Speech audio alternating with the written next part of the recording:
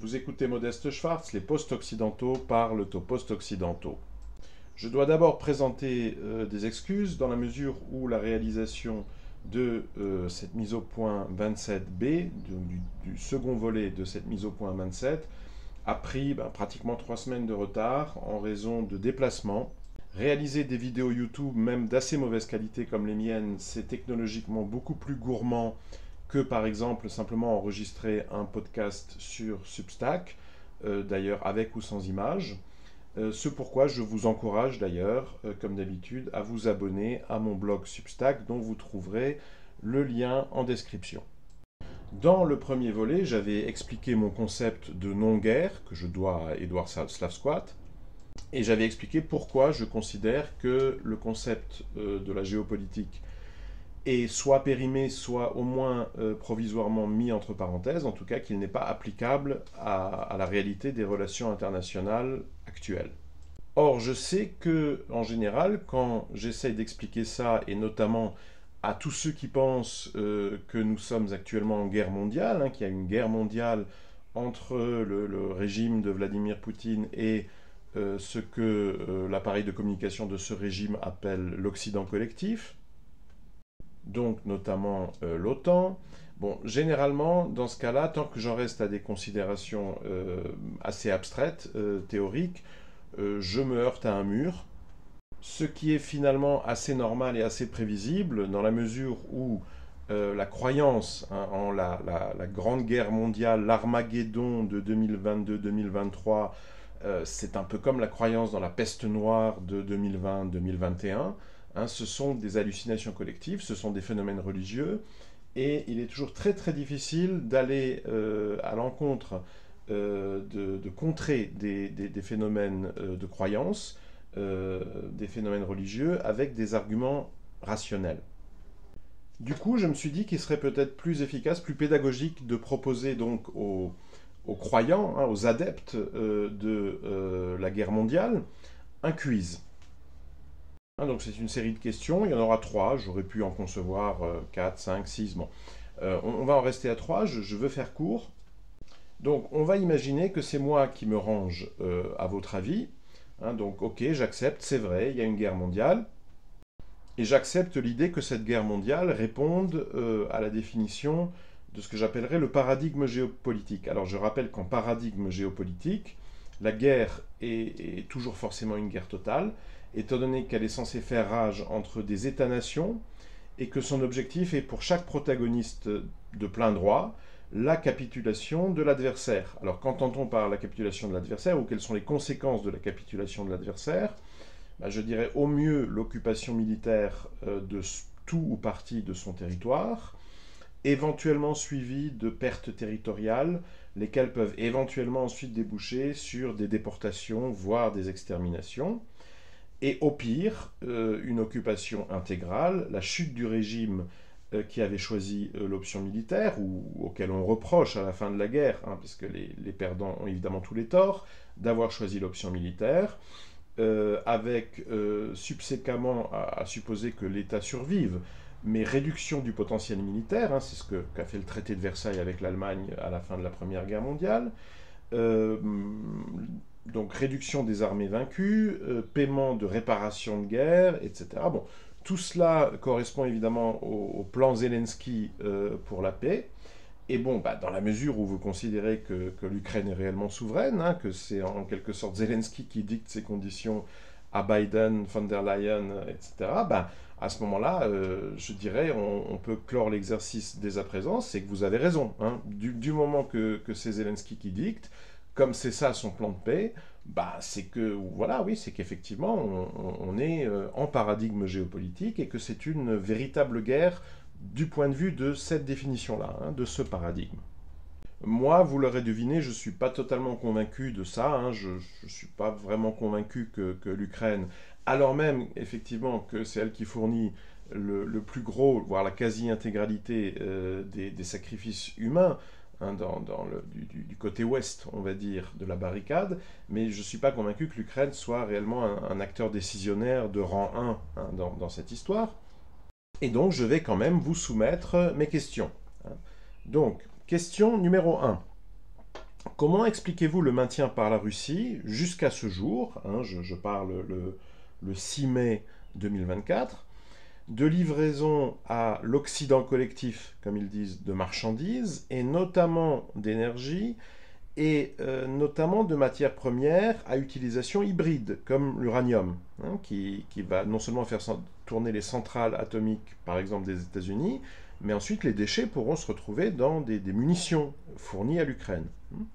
Disposez-vous d'exemples quantitativement comparables d'une telle attitude dans l'histoire des guerres entre États-nations du XXe siècle, hein, donc par exemple l'URSS de Staline livrant au Troisième Reich des matières premières à utilisation hybride, hein, disons, ou simplement de l'énergie en 1942. Et on pourrait éventuellement d'ailleurs étendre ça d'ailleurs à des coopérations techniques, comme il continue à y en avoir. Donc, par exemple, la coopération technique franco-russe dans le domaine du nucléaire, pendant que Macron parle d'envoyer des troupes en Ukraine, etc. Question numéro 2. Comment expliquez-vous la poursuite, voire l'accélération, du programme de la grande réinitialisation en Russie après février 2022, telle qu'elle est documentée depuis lors par Edouard Slavsquat. Je mettrai aussi en lien le fil Telegram francophone d'Edouard Slavsquat. Comment expliquez-vous notamment la poursuite des opérations du covidisme et des campagnes d'immunisation sur le territoire de la Fédération de Russie, encore une fois, depuis février 2022. En partant de l'affirmation d'Emmanuel Todd dans son best-seller récent, La défaite de l'Occident, selon laquelle, j'ouvre les guillemets, en 2014, les Russes n'étaient pas prêts à être déconnectés de SWIFT, fermez les guillemets. Comment expliquez-vous que, en dépit de l'annexion de la Crimée, cette déconnexion n'ait pas eu lieu avant 2022, qu'elle n'ait pas eu lieu par exemple en 2015 ou en 2016, ou du point de vue du droit international qu'évoque l'Occident collectif, le casus belli, de toute façon, était tout aussi constitué que à partir de février 2022. Alors ça, je précise au passage que c'est vraiment une question, un cas, mais dans une série de dizaines, voire de centaines que j'ai choisi. C'est un exemple parmi d'autres de sanctions adoptées par les Occidentaux juste au moment où le Kremlin avait trouvé la parade. Puisque, effectivement, la Russie a tout de même fini en 2022 par être déconnectée du système SWIFT. Oui, à un moment où il était très facile de savoir, même pour vous, pour moi, donc a fortiori pour les dirigeants du bloc occidental, que par l'open source, par des informations tout à fait publiques, tout le monde savait que la Russie, à ce moment-là, avait déjà la parade. Et ça, c'est très systématique. C'est-à-dire, quand par hasard, à supposer que vous ayez un argument, par exemple, technique, etc., concernant ce cas bien précis, les sanctions, je vous en sortirai une dizaine d'autres. La conséquence, la conclusion sera toujours la même, à savoir que les sanctions sont adoptées une fois qu'on sait que Moscou a la parade. Cela veut-il dire que, au sein des élites de l'Occident collectif, la volonté de déstabiliser le régime de Poutine, et là je vous donne deux solutions pour vous enfoncer, vous avez le choix de votre méthode d'enfoncement. Alors, est-ce que cela veut dire que cette volonté de déstabiliser le régime de Poutine, petit a, n'est apparue qu'en 2022 ? C'est un peu curieux, c'est-à-dire, jusque-là, ils n'étaient pas tout à fait sûrs, alors même qu'il y avait eu la Crimée, il y avait... mais alors s'ils n'étaient pas totalement sûrs, ça aussi, il faudrait l'expliquer, c'est-à-dire, donc ils sont russophobes que depuis 2022 ou... Comment ? Enfin, petit b, que cette volonté de déstabiliser le régime Poutine existait avant 2022, mais que les Occidentaux pensaient à l'époque encore soit pouvoir trouver un terrain d'entente, soit alors il faut supposer qu'ils ont traîné par incompétence.